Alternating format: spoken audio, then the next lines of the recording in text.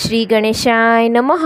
મિત્રો, આપ જોઈ રહ્યા છો યુટ્યુબ આપની ચેનલ ધર્મની પાઠશાળામાં આપનું સ્વાગત છે. મિત્રો, આજના વિડીયોમાં આપણે જાણીશું અપરા એકાદશી ક્યારે છે, પારણાનો શુભ સમય, પૂજા મુહૂર્ત, પૂજા વિધિ, મહત્ત્વ, અપરા એકાદશીની વ્રત કથા અને અપરા એકાદશીના દિવસે કયા વિશેષ ઉપાય કરવા. જો આપને આ વિડીયો પસંદ આવે તો લાઈક કરજો, શેર કરજો અને જો આપ આ ચેનલ પહેલી વખત જોઈ રહ્યા હોય તો સબસ્ક્રાઈબ જરૂરથી કરજો, જેથી આવનાર નવા વિડીયોની માહિતી આપ સુધી પહોંચી શકે. ધન્યવાદ.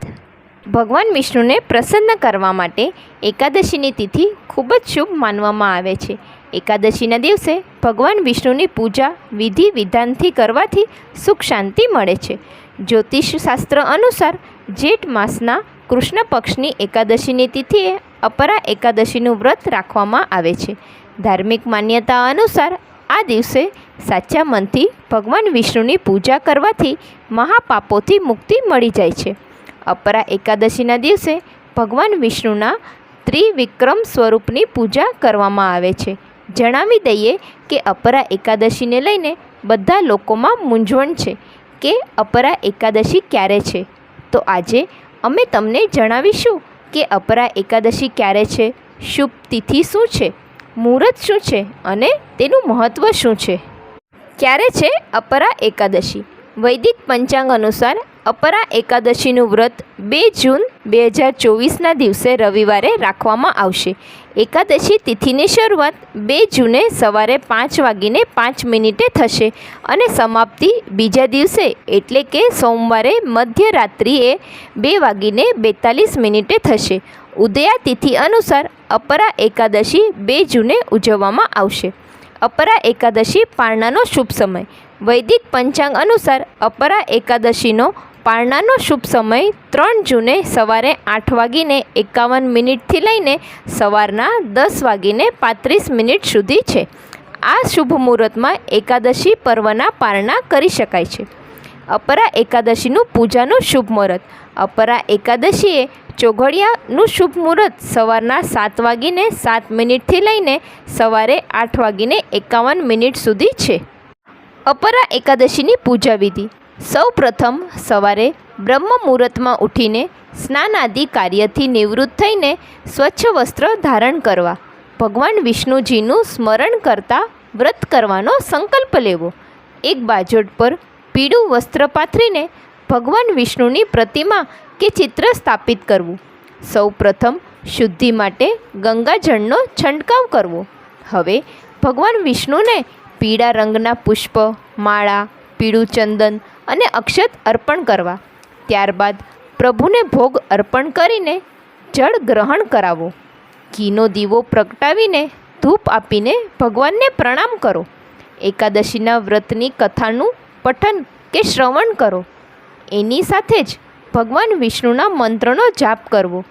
વિધિવત પૂજા બાદ અંતમાં પૂજામાં કોઈ ભૂલચૂક થઈ હોય તો તેની માફી માંગવી. એકાદશીના દિવસે અન્ન ગ્રહણ કર્યા વિના વ્રત ઉપવાસ કરવા અને બીજા દિવસે દ્વાદશીના દિવસે શુભ મુહૂર્ત જોઈને વ્રતના પારણા કરવા. અપરા એકાદશીનું મહત્ત્વ. ધાર્મિક માન્યતા અનુસાર અપરા એકાદશીના દિવસે ભગવાન વિષ્ણુની પૂજા કરવામાં આવે છે. માન્યતા છે કે જે લોકો આ દિવસે વ્રત રાખે છે તેના પર ભગવાન વિષ્ણુ અતિ પ્રસન્ન થાય છે, સાથે જ તેના પર પોતાની કૃપા રાખે છે, જીવનની દરેક સમસ્યાઓ દૂર કરે છે, ઘર પરિવારમાં સુખ શાંતિ આવે છે, વૈવાહિક જીવન ખુશહાલ રહે છે, તમામ કાર્યોમાં સફળતા મળે છે. અપરા એકાદશીની વ્રત કથા. યુધિષ્ઠિરના પૂછવાથી શ્રી કૃષ્ણ બોલ્યા, હે રાજન, આપે સૌના હિત માટે ખૂબ જ ઉત્તમ વાત પૂછી છે. વૈશાખ માસમાં કૃષ્ણ પક્ષમાં અપરા નામની એકાદશી આવે છે. આ એકાદશી ઘણું જ પુણ્ય આપનારી તથા મોટા મોટા પાતકોનો નાશ કરનારી પાવન તિથિ છે. બ્રહ્મ હત્યા કરનાર, ગોત્રની હત્યા કરનાર, ગર્ભસ્થ બાળકોને મારનાર, પરનિંદક તથા પર સ્ત્રી પર આસક્ત રહેનાર પુરુષ પણ જો અપરા એકાદશીનું વ્રત કરે તો આ વ્રતનો એટલો બધો પ્રભાવ રહેલો છે કે સઘળા પાપો એક જ પળમાં નષ્ટ થઈ જાય છે, જે ખોટી સાક્ષી આપે છે, માપતોલમાં દગો કરે છે, અનાજ દવાઓમાં ભેળસેળ કરે છે, જ્યોતિષમાં કંઈ જાણતો ન હોવા છતાં ખોટી ભવિષ્યવાણી કરે છે, વૈદ્ય ન હોવા છતાં ખોટા વૈદ્યપણાનો ઢોંગ કરે છે.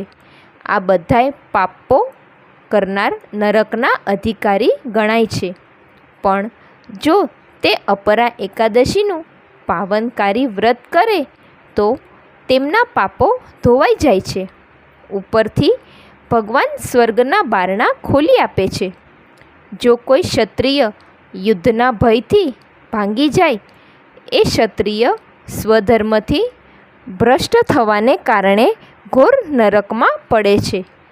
જે શિષ્ય વિદ્યા પ્રાપ્ત કરીને સ્વયં પોતાના ગુરુની નિંદા કરે છે, એ પણ મહાપાપોથી ઘેરાઈને નરકની કારમી ખીણમાં યાતનાઓ ભોગવવાનો અધિકારી બને છે. પરંતુ અપરા એકાદશીનું વ્રત કરવાથી આવા પાપી મનુષ્યો પણ સદ્ગતિ પ્રાપ્ત કરે છે અને વૈકુંઠવાસી બને છે. જ્યારે સૂર્ય મકર રાશિ પર સ્થિત હોય એ સમયે પ્રયાગમાં સ્નાન કરનાર મનુષ્યને પુણ્ય પ્રાપ્ત થાય છે. કાશીમાં શિવરાત્રિનું વ્રત કરવાથી જે પુણ્ય પ્રાપ્ત થાય છે, ગયામાં પિંડદાન કરીને પિતૃઓને તૃપ્ત પ્રદાન કરનાર પુરુષોને જે પુણ્ય પ્રાપ્ત થાય છે, બૃહસ્પતિ સિંહ રાશિ પર સ્થિત હોય ત્યારે ગોદાવરીમાં સ્નાન કરનાર પુરુષને જે ફળ પ્રાપ્ત થાય છે, તે અપરા એકાદશીના વ્રતના પ્રભાવથી મનુષ્યને આવું જ ફળ પ્રાપ્ત થાય છે. અપરાનો ઉપવાસ કરીને ભગવાન વામનની પૂજા કરનાર મનુષ્ય બધાય પાપોથી મુક્ત થઈને કૃષ્ણલોકમાં પ્રતિષ્ઠિત થાય છે. આના વાંચન અને શ્રવણથી સહસ્ત્ર ગૌદાનનું ફળ મળે છે. બોલો કૃષ્ણ કનૈયા લાલ કી જય.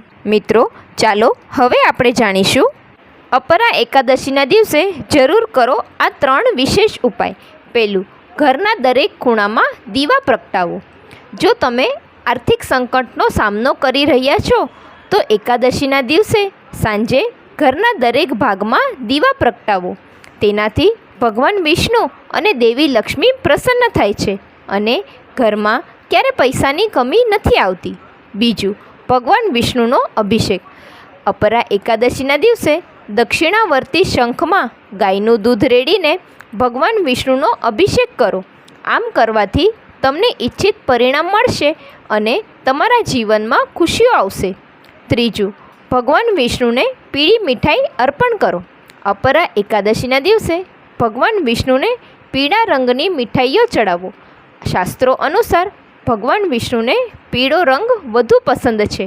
આનાથી તેઓ જલ્દી પ્રસન્ન થાય છે અને પોતાના ભક્ત પર આશીર્વાદ વરસાવે છે. મિત્રો, આજના વિડીયોમાં આપણે જાણ્યું અપરા એકાદશી ક્યારે છે, પારણાનો શુભ સમય, મહત્ત્વ, પૂજાવિધિ અને વ્રતકથા. મને આશા છે કે આપને આ વિડીયો જરૂર પસંદ આવ્યો હશે. મને સાંભળવા બદલ ધન્યવાદ. આપ સૌને મારા જય શ્રી કૃષ્ણ.